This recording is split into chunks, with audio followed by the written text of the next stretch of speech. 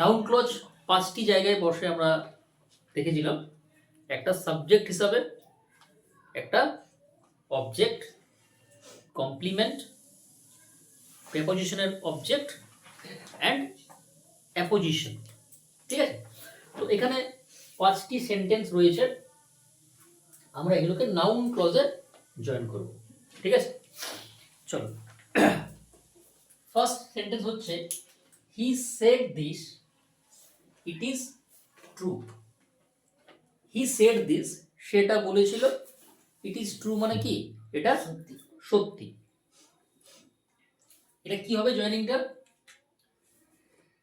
What he said is true, অর্থাৎ সে যা বলেছিল এটা কি সত্যি। এখানে দেখ, এই যে হোয়াট হি সেড, এটা কিসের কাজ করছে? এটা কিন্তু সাবজেক্টের কাজ করছে, তাই না? ইজটা হচ্ছে আমার ভার্ব, তাহলে এটা সাবজেক্টের কাজ করছে। তার প্রথম হচ্ছে যে নাউন ক্লজ কিসের কাজ করে? এজ এ সাবজেক্ট হিসাবে কাজ করে, ভার্বের সাবজেক্ট। তাছাড়া দেখবি আমরা বলেছিলাম যে আমরা যদি ভার্বকে প্রশ্ন করি কি বা কে দ্বারা, কি বা কে, তাহলে নাউন ক্লজ পাওয়া যাবে। তাহলে এটা কি হিসাবে কাজ করছে? As a subject. ক্লিয়ার? 2 হচ্ছে he will join us, he said so. আচ্ছা, নাউন ক্লজের কি কি লিঙ্কার বলেছিলাম, কি কি দ্বারা যুক্ত হয়? হোয়াট, ওয়্যার, ওয়েন, তাই না? দ্যাট, এগুলো দ্বারা যুক্ত হয়। ঠিক আছে, এরপর দেখ, মাথায় রাখবি যদি কোনো সেন্টেন্সে সো থাকে তাহলে কি হবে? দ্যাট হবে। আমি সবচেয়ে বলেছিলাম যে হোয়াট এবং দ্যাট এটা সবচেয়ে বেশি ব্যবহার হয়। মানে লিঙ্কারগুলো মনে রেখে খুব একটা লাভ হবে না, বাট তোকে যদি প্র্যাকটিস করি লিঙ্কারগুলো অটোমেটিক চলে আসবে আর কি। যদি কোনো সেন্টেন্সে সো থাকে তাহলে কি হয়? দ্যাট হয়। ইট থাকলে দ্যাট হবে। যদি টাইম থাকে বলেছিলাম না, কি হবে? ওয়েন হবে। যদি প্লেস থাকে তাহলে কি হবে? হোয়ার হবে। বোঝা গেল? আচ্ছা, হি উইল জয়েন আস, অর্থাৎ সে কি হবে? আমাদের সাথে যুক্ত হবে। হি সেড সো, সেটা বলেছিল। তাহলে কি হবে? হি সেড দ্যাট, কি হবে? He will join us, he will join us. দেখ এখানে হি সেড, এই যে সেডটা কি আমার ভার্ব, তাহলে এটা ভার্বের কি হিসাবে কাজ করলো? অবজেক্ট, ভার্বের অবজেক্ট। তাছাড়া আমরা অবজেক্ট কিভাবে পাবো বলতো? ভার্বকে যদি প্রশ্ন করি কি দ্বারা, কি বা কাকে দ্বারা, যদি কি বা কাকে দ্বারা প্রশ্ন করি তখন আমরা কি পাই? অবজেক্ট পাই। ক্লিয়ার? সেন্টেন্স গুলো মনে রাখবি, বারবার পড়বি। একটা যদি করতে পারিস 10টা করতে পারবি, 10টা পারলে 100টা পারবি, 100টা পারলে 1000টা পারবি। বলে সেন্টেন্স গুলোকে পড়তে হবে। 8 পার হয়ে গেছে, 9 পার হয়ে গেছে, তোরা 10-এ উঠেছিস, 9-10-এ পড়ছিস, আর ওইরকম করলে কিন্তু হবে না। ফলে রীতিমতো প্র্যাকটিস করতে পারবি। শেখাটা গুরুত্বপূর্ণ, শিখলে নাম্বার আসবে। সুতরাং সেন্টেন্সগুলোকে খাতায় লিখবি, বারবার বারবার পড়বি, যখন মাথায় সেভ হয় সেন্টেন্সগুলো। একটা এই ধরনের একটা করতে বলে তো 1000টা করতে পারবি, পারবি কিনা? একটা যদি বুঝতে পারি তো 1000টা বুঝতে পারবি। আচ্ছা, third sentence, my friend will say something, everything depends upon it. আচ্ছা বাবু, ডিপেন্ড আপন তার মানে কি? ডিপেন্ড আপন মানে কি? নির্ভর করা। আচ্ছা, আপনটা কি? It's a preposition. এটা কি? প্রেপোজিশন। তো আমরা কিভাবে করবো এটা বলতো? কি পারবি?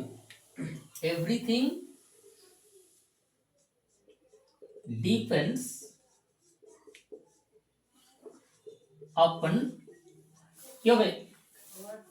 হ্যাঁ, what my friend will say, আর সামথিং হবে না।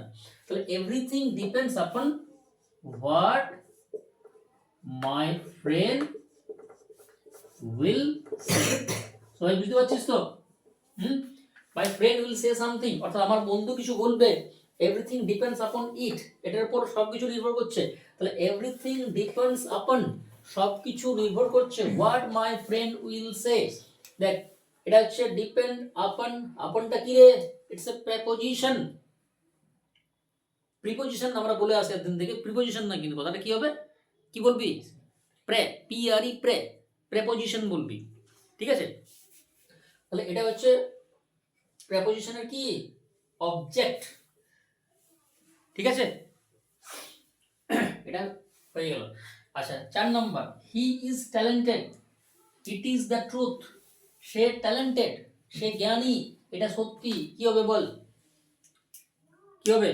It is true that he is talented. Very good, it is, কি হবে? Truth. It is the truth, বা ইট, না ইট ইজ ট্রুথ নয়, কি হবে? It is the truth. The truth is, কি হবে? দ্য ট্রুথ ইজ দ্যাট, কি হবে? He is talented, talented. The truth is that. আর আচ্ছা, যেটা মানে সত্যিটা কি, সে talented. The truth is that he is talented, সত্যিটা হয় যে সে কি ট্যালেন্টেড। তাহলে যেটা সত্যি সেটাই ট্যালেন্টেড। কি হয়ে গেল এটা? এটা হয়ে গেল কমপ্লিমেন্ট। কি বলেছিলাম, কমপ্লিমেন্ট মানে কি, দুটোই একই হবে, ভার্বের আগেরটা এবং পরেরটা। হানি ইজ সুইট, কি সুইট ইজ হানি, হানি মানেই তো সুইট, সুইট মানেই তো হানি, কি বুঝলেন? হানি ইজ সুইট বলেছিলাম না। হ্যাঁ, দ্য বেড ইজ সফট, তাহলে বেডটাই তো সফট, সফটটাই তো বেড, মানে কমপ্লিমেন্ট মানে একই হবে, ঠিক আছে? আচ্ছা, হি পাসড, সে পাস করেছে। The news made me happy, এটা কি দ্বারা হবে? এটা হবে নাউন ইন অ্যাপোজিশন। কি হবে রে? The news made me happy because he passed. The news join করলে হবে না, আমি কি বললাম, নাউন ক্লোজে করতে পারবি। The news that he passed, that he passed, কি হবে? Made me happy, made me happy. The news that he passed made me happy. দেখ ভালো করে বুঝ। আচ্ছা এখানে দেখ, এই নিউজটা এবং এই দ্যাট হি পাসড, এটা তো একই জিনিস না, মানে এই নাউনটাই আবার এটা হচ্ছে নাউন, আর এটা হচ্ছে নাউন ইন অ্যাপোজিশন। আমি কি বলেছিলাম, নাউন ইন অ্যাপোজিশন মানে দুটো নাউনের পাশাপাশি অবস্থান। বলেছিলাম না যে নিউজ মানেই তো দ্যাট হি পাসড, দেখ আগেরটা কিন্তু আলাদা, আগেরটা ছিল কমপ্লিমেন্ট। হ্যাঁ, the truth is that he is talented, এটা কিন্তু কমপ্লিমেন্ট ছিল, ঠিক আছে? ট্রুথ মানে হচ্ছে সে ট্যালেন্টেড, ট্যালেন্টেড মানে হচ্ছে ট্রুথ, সত্যি, এটাই সত্যি। বাট এখানে কিন্তু আলাদা, এখানে দেখ দুটো নাউনের পাশাপাশি কি আছে, অবস্থান আছে, এখানে দুটো নাউন আছে, এটা নাউন, এটা হচ্ছে noun in apposition. The news that he passed made me happy, বোঝা গেল? এই পাঁচটা গেল নাউনের, মানে আমরা নাউন ক্লজে করলাম সাবজেক্ট হিসাবে অবজেক্ট, ঠিক আছে? প্রেপোজিশনের অবজেক্ট, কমপ্লিমেন্ট এবং নাউন ইন অ্যাপোজিশন। ক্লিয়ার? আচ্ছা আমি দুটো সেন্টেন্স লিখছি। ধর আমি বললাম tell me where you live, আর একটা বললাম tell me the place where you live। আচ্ছা এখান থেকে বল প্রথম সেন্টেন্সে কোনটা সাবঅর্ডিনেট ক্লজ? পাপাই বল, tell me where you live কোনটা সাবঅর্ডিনেট ক্লজ? কোনটা সাবঅর্ডিনেট? টেল মিটা সাবঅর্ডিনেট ক্লজ। এসসি অর্থাৎ সাবঅর্ডিনেট ক্লজ মানে যেটা হচ্ছে অপ্রধান বাক্যাংশ। দুটো আছে না, একটা মেইন ক্লজ, একটা সাবঅর্ডিনেট ক্লজ। তুই বল চঞ্চল বল, where you live, তাই তো? আর এখানে কোনটা? The place. এখানে কোনটা subordinate clause? The place The they place live. they live. পুরোটা বল। The the place place where you leave.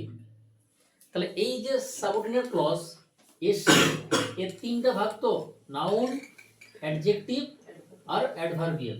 আচ্ছা এখানে বলতো এখানে কোনটা নাউন ক্লজ আর কোনটা অ্যাডজেক্টিভ ক্লজ? ফল প্রথমেরটা কি ক্লজ, নাউন ক্লজ না অ্যাডজেক্টিভ ক্লজ? কি ক্লজ? এটা হচ্ছে নাউন ক্লজ। আর এটা কি করে বুঝলি? Tell me where you live, কি করে বুঝলি নাউন ক্লজ? আচ্ছা এটা কি করে বুঝলি অ্যাডজেক্টিভ ক্লজ? আরে টেল মি দ্য প্লেস, প্লেসটা কি আমার নাউন তো। আচ্ছা এটা কি সম্পর্কে বলছে? নাউন সম্পর্কে। তা নাউন সম্পর্কে কে বলে? অ্যাডজেক্টিভ।